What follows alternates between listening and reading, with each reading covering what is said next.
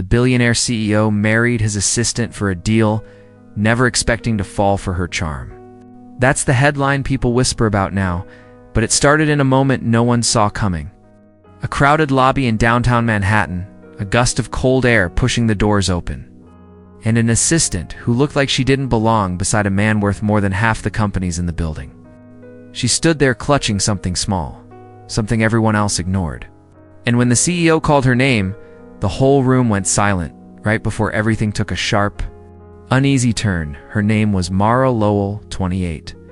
Raised in a narrow brick duplex on the south side of Chicago, where the buses rattled past every 10 minutes, and the streetlights flickered more than they glowed.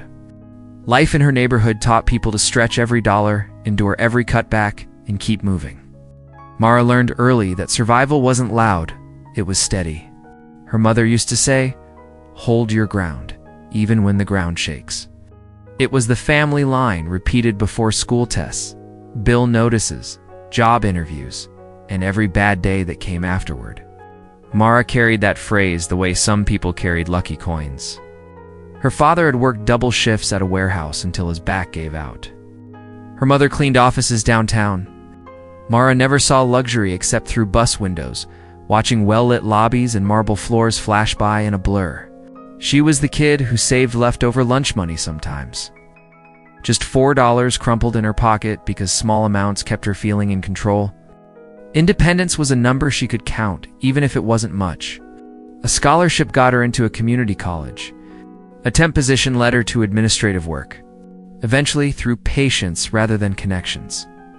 She landed a job at Westbridge Holdings, one of New York's largest private investment firms.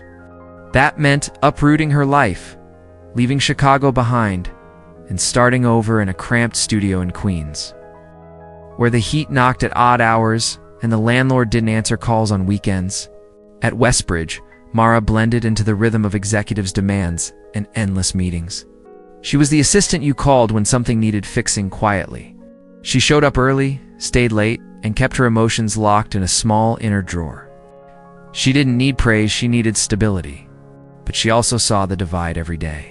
Sparkling water on the conference table while she filled her bottle from the hallway tap. Luxury town cars lined outside while she tapped her Metro card through a turnstile. It wasn't envy. It was awareness. And at the top of this towering world sat Elias Hart, the billionaire CEO with a reputation colder than the chrome accents in his office. Mara rarely spoke to him directly. Their orbits didn't overlap until they suddenly did, in a way neither expected. And by then, the ground was already starting to shake, for months.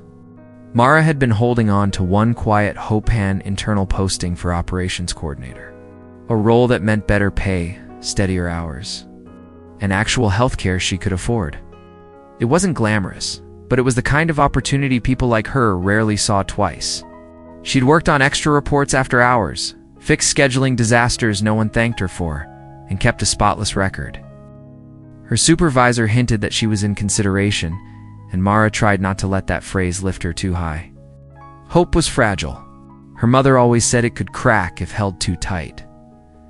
The posting closed Friday. Decisions were due Monday. Everything in Mara's life hinged on that single step forward. If she didn't get the job, she'd stay stuck in her current role, overworked, underpaid, and unable to keep up with the rising rent in Queens. Her father needed physical therapy. Her mother needed dental work they'd been putting off for years. Mara sent money home whenever she could, but lately the numbers weren't adding up. Losing this chance meant falling further behind. Still, she believed in the same creed she'd repeated since childhood. Hold your ground, even when the ground shakes. But she had no idea how violently it was about to shake next. The shake came on a Monday morning. Sharp and public, Mara arrived early, nervous but composed, expecting an email about the operations coordinator decision. Instead, she walked into a tense buzz across the 42nd floor hallway, managers whispering, analysts staring at their tablets, HR darting in and out of offices like something was on fire. Before she could ask what happened, her supervisor Janice pulled her aside with a look that didn't match her usual clipped efficiency. "Mara, we need to talk." They stepped into a glass-walled meeting room, one of those transparent spaces that felt like a stage when people passed by. Janice didn't sit. "There's an issue with the quarterly compliance packets," she said. "They weren't submitted on time." Mara frowned. "I submitted them Thursday night." "You approved them." Janice's jaw tightened. "The system logs say otherwise." Mara blinked. "I have the confirmation email." "Elias saw the report this morning," Janice interrupted. "He's furious. He asked who was responsible. You said me," Mara whispered. Janice didn't confirm it. She didn't have to. Within minutes, a message appeared on Mara's phone. "See me." The summons felt like a verdict. She walked to the executive suite, heart pounding. Assistants outside Elias Hart's office glanced up, pity flickering in their eyes. No one approached her. They knew better. Elias didn't look up when she entered.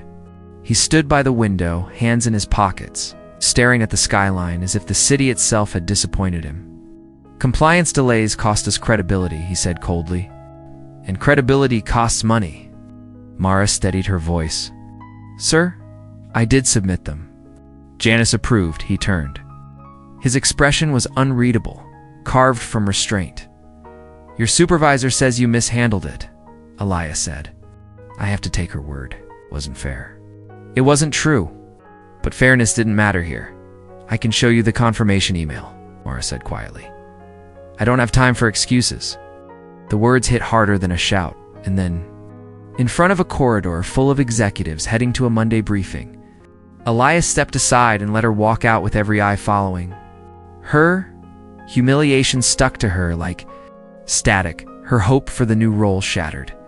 Instantly, because no one promoted the assistant who embarrassed the CEO. Mara repeated her family creed, "Silently hold your ground."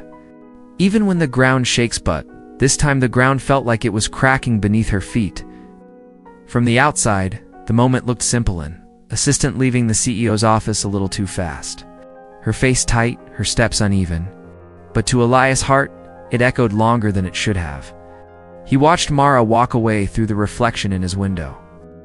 Employees parted around her, uncertain whether to avoid eye contact or pretend they hadn't seen anything. In a place where everyone fought for proximity to power, distance from disgrace was equally crucial. Elias wasn't used to questioning his own decisions. He was raised in boardrooms, polished under pressure, tutored by consultants who told him confidence mattered more than softness. Compassion slowed people down. Clarity kept the empire standing. That was the creed his father lived by, the one he'd drilled into Elias. Feel later. Decide now. So he had decided. He'd taken Janice's word, shut down Mara's defense, and moved on. That should have been the end of it. But it wasn't. A few minutes after Mara left, Logan Avery, his chief of staff sharpsuit. Sharper instincts stepped into the office. "You handled it quickly," Logan said. "Good." Janice was nervous. Elias stared at him. "You think she lied?" Logan paused. "I think she's ambitious. And the coordinator role opens new territory for her. It's a diplomatic way of saying yes." Elias didn't respond. He didn't like messy assumptions. He liked facts, clean lines, numbers that told stories without emotion. But here, something didn't add up. Janice had never made a serious mistake, but she also never liked assistants who rose too fast. And Mara, she had never caused trouble. She did her work quietly, almost invisibly, like she was afraid to take up space. Elias replayed the moment she'd stood in front of him. The steadiness in her voice. The absence of panic. People who lied usually scrambled. She hadn't. He looked down at the report again. One late submission. One oversight. The company wouldn't collapse. But the consequences he'd laid on Mara were no small matter. Still, he told himself the same thing he told shareholders. Sentiment doesn't run companies. Decisions do. And yet his gut tugged. He saw again how she walked through the hallway, straight-backed despite the whispers. That grit reminded him of something he'd lost long ago. Something buried under wealth, responsibility, and a name that carried expectations heavier than profit margins. For the first time in a long time, Elias Hart questioned whether he had made the wrong call. And whether the fallout had only just begun. From the outside, the scene didn't look explosive.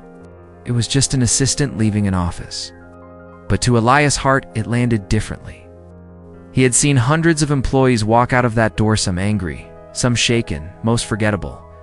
Mara Lowell didn't fit any of those categories. She walked out with a strange mix of hurt and control, like someone refusing to fall apart where people could see, and Elias noticed. He wasn't sure why. He stayed by his desk, fingers flat on a stack of reports he no longer read. Through the glass walls, he watched the hallway react the way corporate hallways always did: quick glances, whispered guesses. People adjusting their path to avoid standing too close to someone, marked by the CEO's disapproval. It was a familiar dance, but this time, something tugged at him. He didn't have time for gut feelings. He was raised on metrics, not moods. His father, the original Heart of Heart and Lowell Financial, had drilled it into him. Power is the only language people don't pretend to misunderstand. Elias lived by that creed.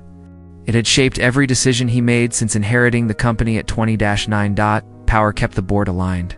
Power kept competitors at bay. Power kept his own life stripped clean of vulnerability. And yet, when Clara Denton, the firm's lead investor and one of the sharpest observers in any room, stepped inside to confirm a meeting, she hesitated before leaving. "That assistant," she said quietly, "the one who just walked out. She's the only person around here who looks you in the eye." Elias didn't respond. Clara never wasted words. She only said what she meant. After she left, he replayed the morning. Mara's voice steady, not defensive. Her explanation, simple, not dramatic. Her posture straight, even when she realized he'd already judged her. People who were guilty usually folded fast. She hadn't. Then Logan Reyes, his chief legal strategist, stepped in with a file but paused when he saw Elias staring into the hallway. "You're still thinking about her?" Logan said. Not a question. Elias frowned. Her reaction was unusual? Unusual how? Elias didn't answer. He didn't have the vocabulary for it. Not yet. All he knew was this. Something wasn't right about the accusation. Something didn't align with the woman he had seen hundreds of times quiet. Competent, invisible by choice, and for the first time all morning, Elias felt the faint, unwelcome sense that he might have humiliated the wrong person. A mistake a man in his position could not afford. A mistake that was already pulling him into deeper consequences. The shift happened the next day, abrupt, public, and nothing Mara could have prepared for. She arrived at work expecting to keep her head down, finish her tasks, and quietly absorb the hit to her reputation. But as soon as the elevator doors opened onto the 42nd floor, she noticed the change. People weren't whispering about her anymore. They were staring past her, toward the glass conference room where a cluster of executives gathered. Inside was Elias Hart, and on the table in front of him was the printed compliance packet, the one she had been accused of mishandling. Her name was visible on the cover sheet. So was Janice's signature. Through the glass, Mara saw Elias ask Janice a question. Janice's jaw tightened. Her eyes flicked toward Mara instinctively, just for a second. It was enough to make several others follow her gaze. Mara froze. Elias turned, scanning the hallway until he found her. Then he spoke loud enough for the room to hear, loud enough for anyone passing to catch every word. "Ms. Lowell," he said, "did you bring the original submission receipts?" Every head swiveled toward her. People who hadn't spoken to her in months suddenly looked like they'd discovered a plot twist. Mara swallowed. She hadn't expected this. But she reached into her tote bag, because she always kept receipts in, held up a folder. "Yes," she said quietly. "Bring them in," Elias said. It wasn't a request. It wasn't even anger. It was something sharper: certainty. Mara stepped into the conference room, feeling heat rise in her cheeks. She placed the documents on the table. Elias flipped through them, his movements deliberate. Then he turned toward the executives. "These are the submission confirmations," he said. "They match the timestamps from our server logs." The error was not on her end. Low rustle moved through the room. Eyes fell on Janice. She opened her mouth. "The system must have." Elias cut her off. "The system works. It's been tested." Silence. Then, in front of everyone, he faced Mara. "You handled this correctly," he said. "Thank you." Those words, simple, professional, landed like shockwaves. Public praise from Elias' heart was rare. Public correction was unheard of. But what changed everything wasn't what he said. It was what he did next. He dismissed the entire meeting. Then, still in full view of the hallway, he stepped beside her, not in front of her, not towering over her hand, said, "There's another matter I'd like to discuss with you privately. Concerning an arrangement I believe only you can help with." People stared. Whispers surged. And Mara felt the ground shift under her feet again, but this time, in a direction she didn't understand. Whatever this was, it wasn't over. It was just beginning. Mara didn't go to Ilias's office right away. She slipped into an empty break room first, needing air that didn't feel borrowed. Her hands shook not from fear, but from the whiplash of public humiliation followed by public vindication. It didn't make sense. None of it did. She called the only person who ever told her the truth without varnish, her mother. The moment her mother picked up, Mara didn't even get a greeting. "What happened?" "You sound rattled." Mara explained everything: Giannis's lie, the confrontation, Ilias's sudden reversal, and his request to speak privately afterward. Her mother listened without interrupting, the way she always did when life dealt another lopsided hand. When Mara finished, her mother exhaled slowly. "Be careful," she said. "Men with power don't fix their mistakes out of guilt. They fix them because they need something next." Mara pressed a hand to the counter. "I know, but what choice do I have? If he wants me involved in something, that doesn't mean you give yourself away," her mother snapped gently. "You have a good head. Use it. Don't let that company swallow you because someone rich says you're useful. It's not that simple. It's exactly that simple." Her mother's voice softened, but didn't bend. "And remember what I taught you. Say it." Mara closed her eyes. "Hold your ground even when the ground shakes." "Good. Hold it now." Before she could respond, a shadow filled the doorway. Janice, the last person Mara wanted to see. Janice's expression was stiff, almost brittle. "You made me look incompetent out there." Mara stared at her. "I didn't say anything." Elias checked the logs. Could have denied it privately instead of making it public. Mara's eyebrows shot up. "I didn't make anything public." "Your lie did." Jenna stepped closer. "You think this victory means anything?" "Elias will forget by tomorrow. People like you don't get remembered in places like this." Mara felt her chest tighten, not with fear, but with a cold, steady anger. For the first time, she didn't shrink. "Maybe not," she said quietly. "But people like me survive places like this. People who lie to get ahead usually don't." Janice's expression twisted, but she didn't reply. Footsteps sounded in the hallway, and she stepped back just as Elias appeared. Searching for Mara, Janice slipped away, lips pressed thin. Elias gestured toward his office. "We should talk," Mara nodded, but her mother's voice echoed in her ear. "Hold your ground." And for the first time since she joined Westbridge, she intended to, Elias's office was quiet. The door shut behind them with a soft click. But the weight of the morning settled between them like something heavy and unspoken. Mara stayed near the doorway, arms crossed, her breath still unsteady. Elias stood by his desk, sleeves rolled, posture controlled but not entirely calm. He looked like a man rehearsing words he wasn't used to saying. "I owe you an apology," he began. Mara stiffened. "You don't owe me anything," he frowned. "I misjudged you. Publicly. That matters." "It matters because it reflected on your company," she said. "Not because it affected me. That's not true." "It is," she said sharply.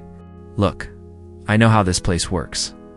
I'm not here to make you feel better about correcting a mistake you helped create." His jaw tensed, a flicker of irritation. "So you would have preferred I stayed silent. I would have preferred you listened the first time, instead of treating me like I was disposable." The word hung in the air. Elias stepped closer, slow enough to show he wasn't trying to intimidate. "If I thought you were disposable, I wouldn't have called that meeting." Mara gave a tired laugh. That wasn't help. That was a performance. His eyes flashed not with anger, but something more complicated. It was accountability. No, she said softly. Accountability is admitting you were wrong to me first, not after a crowd was watching. Silence. The honesty landed between them like a crack in the floor. Elias exhaled, long and controlled. You think I did it to look righteous? I did, she said, and it worked. People will talk about how fair you are. Meanwhile, I still walk through those halls as the assistant who needed rescuing. Is that what you think I was doing? Rescuing you? What else would you call it? Correcting a mistake? He said firmly, one I didn't want tied to your record. That's not charity. It felt like charity, she said. The quiet rasp in her voice surprised even her. His expression softened not pity, but understanding with edges. You're proud. I understand that. And you're powerful, she replied. I understand that. She stepped back toward the door, needing distance. Just tell me what you wanted to discuss. The part where you said only I could help. Elias studied her for a long moment, something unresolved flickering behind his eyes. This isn't easy to explain, he said finally. But what I need from you, it has nothing to do with charity. And everything in his tone said the next few words would change both of their lives. Elias didn't sit. He didn't pace. He simply looked at Mara as if measuring the safest way to say something dangerous. There's a condition in the Westbridge-Dalton merger, he began. A personal condition. He hesitated, drear for him. Dalton's board insists on partnering only with a company whose leadership demonstrates long-term stability. Family stability, Mara blinked. Meaning, they want the CEO married, he said. Not eventually now. Before the deal is signed, Mara's stomach dropped. And you're telling me this why? Because, he said quietly, they don't trust any arrangement I make with someone already tied to corporate politics. They want someone internal but neutral. Someone with no stake in the executive war zone. His eyes held hers. Someone like you. Mara stared at him. You want me to pretend to be your wife? For 6 months, he said. After that, the deal closes. You'll be compensated fairly, and your job will be secure. Secure, she echoed. So you're offering me stability in exchange for signing myself into your world. It's a partnership, he corrected. One that benefits us both. She laughed, short, hollow. You don't even know me. You barely speak to me. That's why this works. No hidden agendas. Shook her head. This is absurd. I'm not some corporate prop. I didn't say you were, he replied, voice low. You're the only person here who didn't try to manipulate the morning's events for personal gain. That matters to me. She wanted to walk out. She should have. But she couldn't ignore the reality. Her job was already damaged by Janice's lie. Her savings were thin, and her parents needed help she couldn't provide. This partnership, ridiculous as it sounded, might keep her afloat. Still, pride clawed at her. If I say yes, it's not because I need saving. I know, Elias said. If anything, I'm the one who needs you.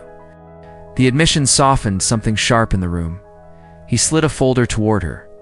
Legal terms, timelines, non-disclosures. It felt heavier than paper, more like a boundary she was stepping over with no map for the other side. Reluctantly, Mara sat. For the next hour they worked through logistics, shared appearances, press expectations, upcoming merger events. They negotiated, questioned, challenged each other's assumptions. For the first time they spoke not as CEO and assistant, but as two people forced into an improbable alignment. At one point Elias offered her sparkling water. She refused and filled her cup from the tap instead. He didn't comment, but something unreadable crossed his face. As if he was learning her language one small contrast at a time. By the end of the meeting, they both understood something crucial. They didn't trust each other. They didn't like the situation. But they needed one another. And necessity has a way of binding people closer than choice ever could. The first week of their arrangement unfolded like an uneasy truce. They attended briefings together, sat side by side in merger meetings, practiced neutral expressions for public appearances. Every moment was efficient, polite, meticulously controlled. But the more time they spent together, the more the edges of their world scraped against each other. The turning point arrived on a gray Thursday afternoon. They were reviewing the upcoming engagement schedule in Elias's office charity brunch, investor dinner, a board reception where they needed to appear unified. Mara was exhausted. She had pulled a late shift catching up on administrative work, then spent the morning rehearsing scripted answers for the press. Elias, meanwhile, had been balancing merger negotiations and constant calls from stakeholders demanding updates. Somewhere between aligning photo op logistics and reviewing a travel itinerary, a soft knock interrupted them. Logan stepped in, holding a legal folder. Elias Dalton's secondary counsel is requesting an update on the personal clause. They're concerned about timing. Elias clenched his jaw. They're stalling.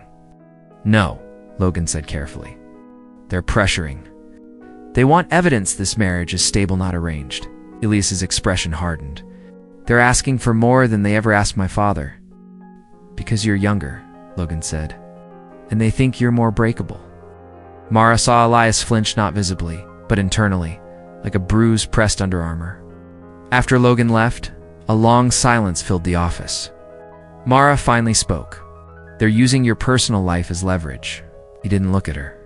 I inherited a company worth billions and a legacy built on perfection. They think I won't hold it. A pause. In some days, I'm not sure they're wrong. Mara stared at him. Elias Hart, the untouchable billionaire, admitting uncertainty, didn't match the myth everyone believed. It didn't match the man who could silence a room with a glance. You're trapped, she said before she could stop herself. Elias let out a breath that sounded like truth escaping. I am. Mara hesitated. Then she added, so am I. He looked up. She continued, voice steady. I need this job. My family needs stability. And agreeing to this marriage, it's the only option I had that didn't sink me completely. Her fingers curled slightly. People assume I'm lucky you chose me, but I'm giving up pieces of my life to make this work too. Elias studied. Hurley studied hers, if he were seeing the cost carved into her edges for the first time. Neither of them spoke for a long moment. The room felt different, as though the invisible line dividing them had thinned. Finally, Elias said quietly, they think I hold all the power, but the truth is, this goes both ways. I'm relying on you more than you realize. I'm relying on you more than I want to admit, Mara replied. The acknowledgement hung between them, unexpected, grounding, real. Two people from opposite worlds, each trapped by different chains, suddenly realizing they were standing in the same cage. And neither of them could walk out alone. The reckoning came during the Dalton preliminary board reception. Held in a marble-cut midtown event hall where every surface gleamed and every conversation carried a quiet edge, Elias and Mara were expected to arrive together, present a united front, and reassure the board that their marriage was genuine and stable. It should have been simple, but midway through the reception, Dalton board member Richard Hensley, a man known for disguising hostility as humor, stepped in front of Mara with a smirk. So you're the assistant-turned-wife? He said loudly enough for the nearby circle of executives to hear. Interesting choice, Elias. Very convenient. Several people laughed. Not kindly. Mara froze, heat creeping up her neck. She knew this moment the rich testing the boundaries of the poor. She expected Elias to let it slide, to stay polished, controlled, strategic. Instead, he stepped forward. No, Elias said, voice sharp enough to quiet the entire group. What's convenient is assuming a woman's worth by her title. Mara has integrity none of you bothered to notice. A stunned hush fell. Hensley blinked. I was only joking. You weren't, Elias replied. But let me be clear. She is my partner in this deal. And if you can't respect her, you don't respect me. It was the first time Elias publicly chose dignity over optics, and everyone saw it.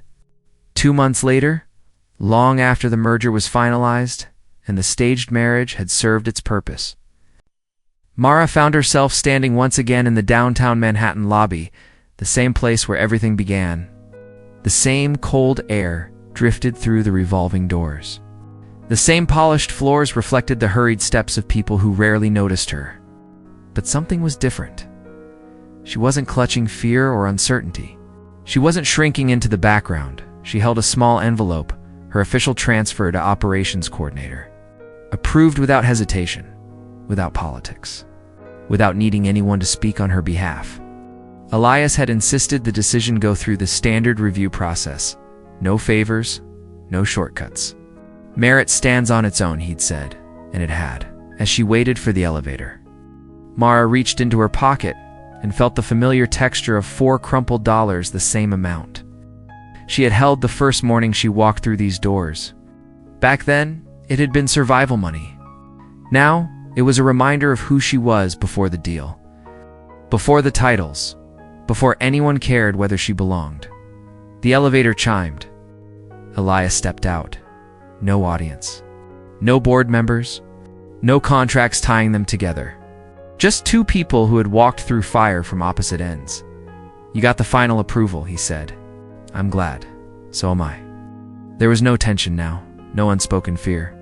Just mutual respect built through necessity, conflict. So in choices neither of them had wanted to make. Elias hesitated before speaking again.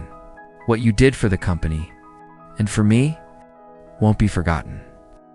Mara shook her head gently. "It wasn't for you. Not at first. But what we built along the way, that was real enough." He nodded, accepting the truth without embellishment. As Mara stepped into the elevator, she whispered her family creed one last time. Hold your ground, even when the ground shakes. And for the first time, the ground felt steady beneath her. The doors closed, leaving behind the billionaire who never expected to admire the strength of the woman he once underestimated. Neither owed the other anything. Now, but both walked away changed, and sometimes, that is the quietest form of redemption. Some stories don't end with romance or grand declarations.